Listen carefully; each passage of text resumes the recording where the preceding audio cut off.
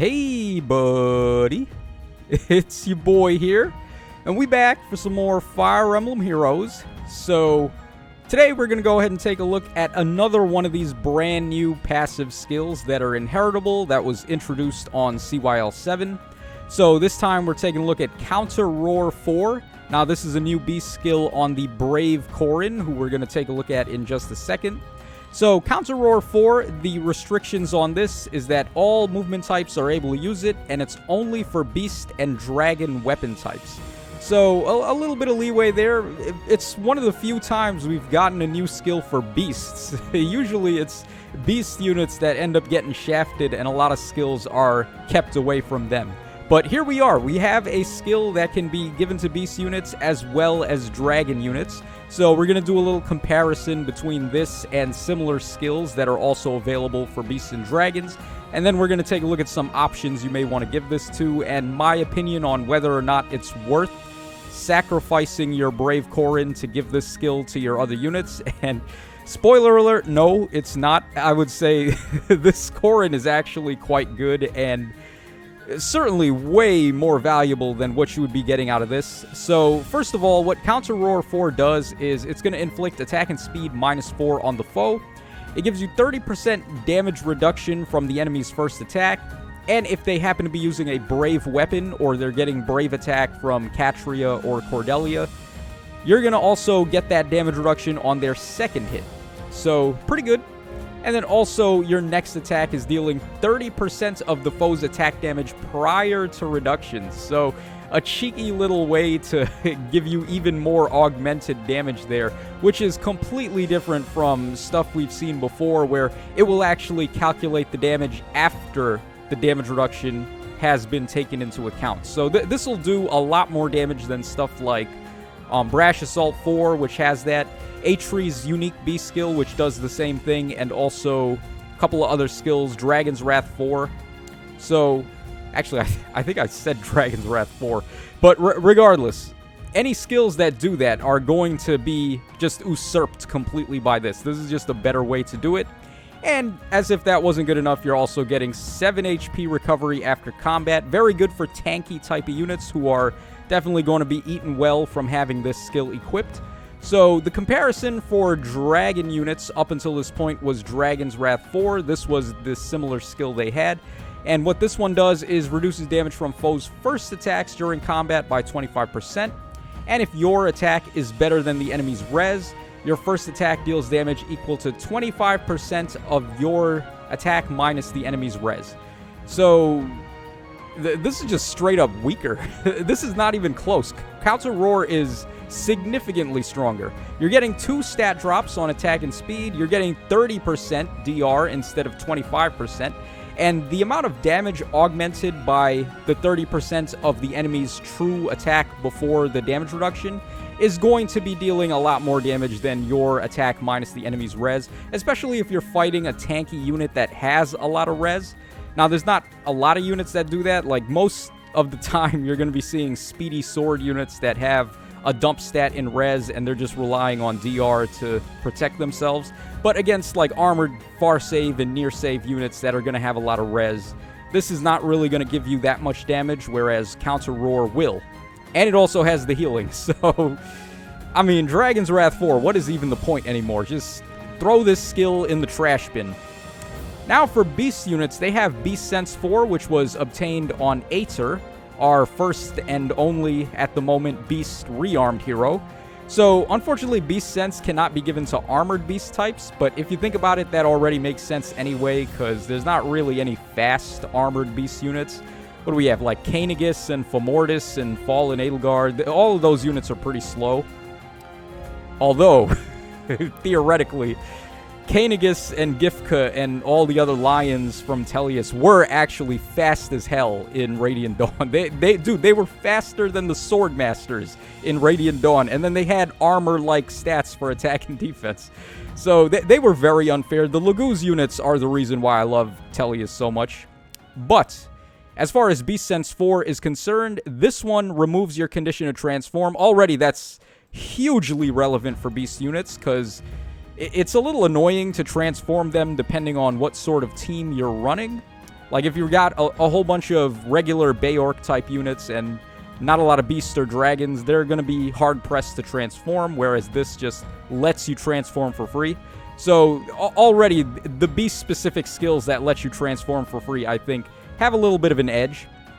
Also, it inflicts speed and defense -4 on the foe during combat, and you get the Shadow Phantom Speed effect there, where you're getting +7 speed to any speed check skills that are going to be calculated in. So things like Close Call 4. This is essentially like Close Call 4 for beasts, which is good because Close Call 4 is one of the best tier 4 skills we have. And then it gives you dodge, basically. Not quite as strong as Close Call 4 because that one goes up to 5 times the difference between stats for a max of 50%, whereas this is 4 times the difference between stats for a max of 40%. But still, very good skill for beasts, and I would say in any situation where you're running a fast beast-type unit, you would prefer to go for Beast Sense 4 as opposed to Counter Roar 4. This is really going to come into play, though, for slower-type beast and dragon units that are going to want to just be able to get the recovery to add to their beefiness. So, of course, it comes on this Corrin, who I think is way too valuable to fodder. This is like the first time they've made an armored unit that I think is actually kind of good and not just near save or far save reliant. So, like, you can run this Corrin and just be setting up her Dragon Vein Stone tiles all around your other units, and then maybe just get a better unit that's better at tanking than her to take advantage of that. They'll be getting defense and res up 6. They'll be negating AoE damage by 50%, and they're also going to be getting 10 flat true damage reduction when the enemies trigger specials.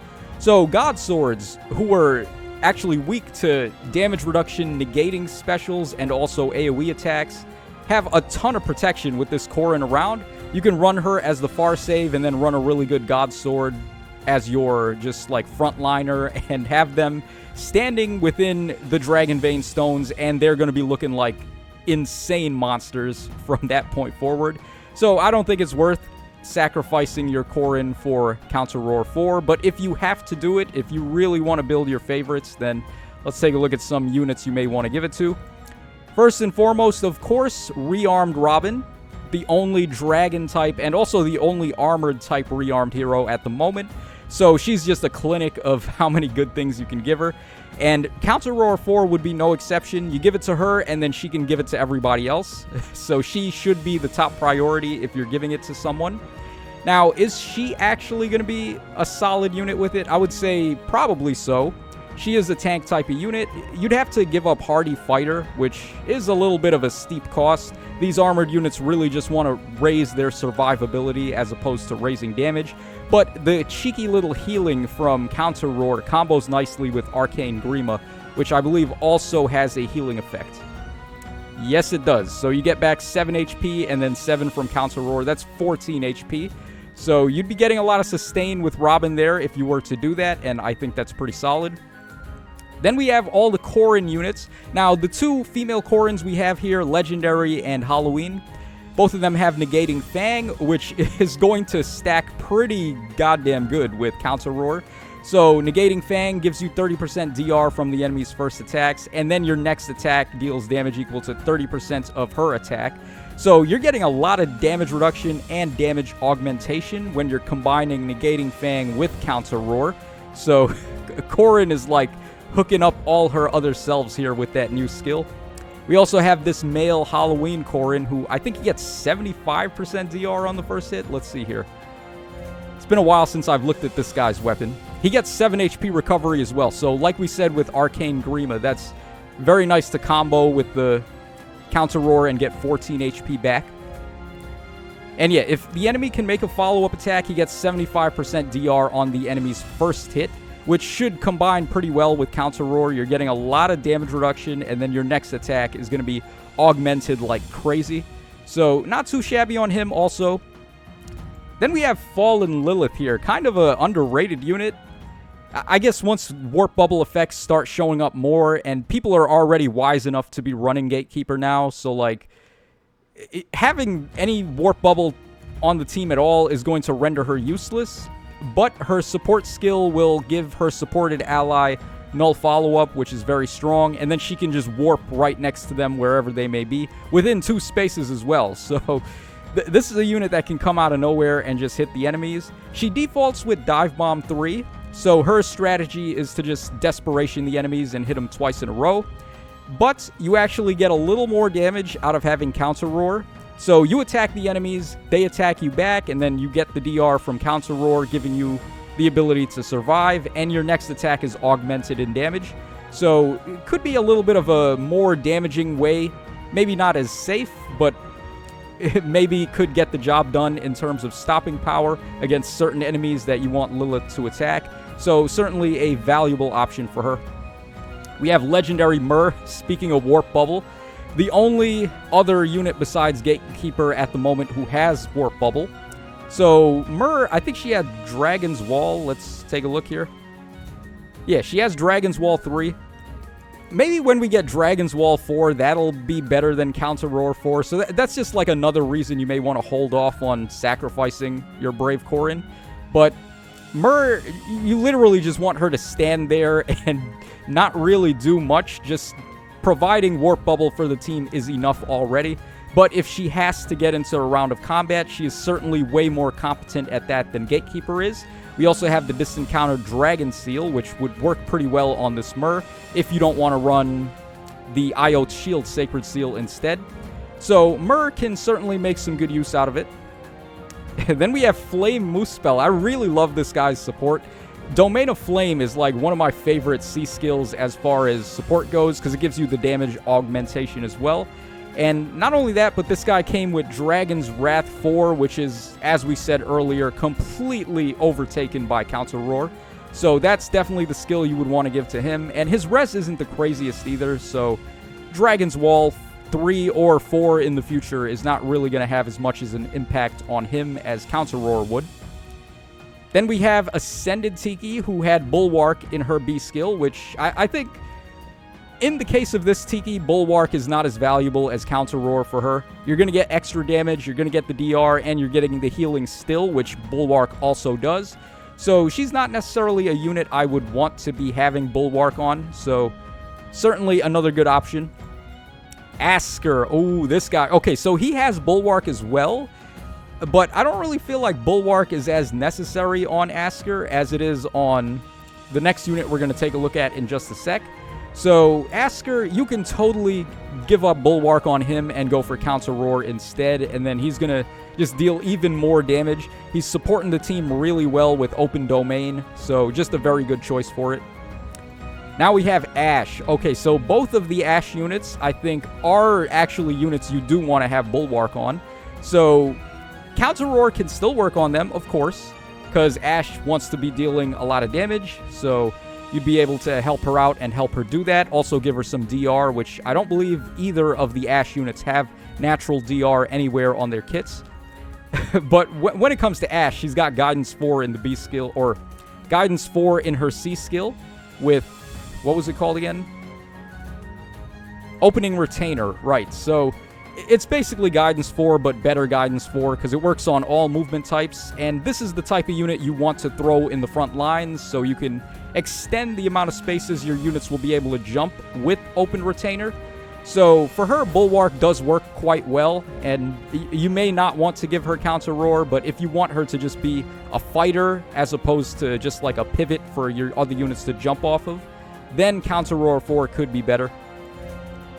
We have King Freyr up next as well. So this guy likes to fight. He's a pretty solid fighter all around. He's got massive attack and defense, and then his weapon gives him, let's see here, it's cleansing all status penalties. It's giving him defense and res up 6 at the start of the turn. Well, actually, that's all in his C skill.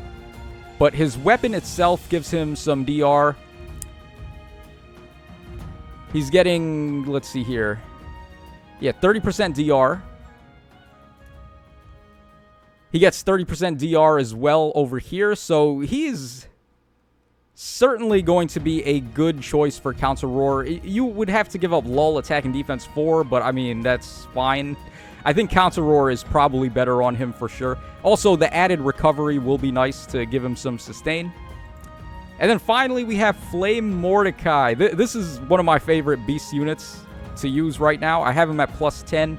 He scores quite well, and he just wants to be a giant attack and defense ball. So giving him the recovery from Counter Roar and giving him the augmented damage and the DR works pretty well.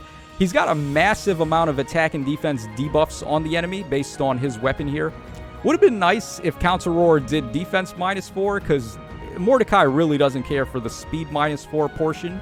But if it was like attack and defense -4, that would have been the tits for Mordecai. Unfortunately, it's not so, but I still think the skill can work out pretty well on him. So those are just some recommendations. There are a couple of other units that we didn't take a look at, particularly the armored beast and dragon types like Fomortis and Kanegus and Ascended Idune and etc. But I feel like Hardy Fighter is probably still their go-to. They just want to be able to wall out the enemies, and they don't really care too much for the augmented damage. So for them, it's just jump in with far save or near save and guarantee no matter what that you can live the enemy's attack. So that's why I think Hardy Fighter is still better on them. So that wraps us up for the coverage on Counter Roar 4.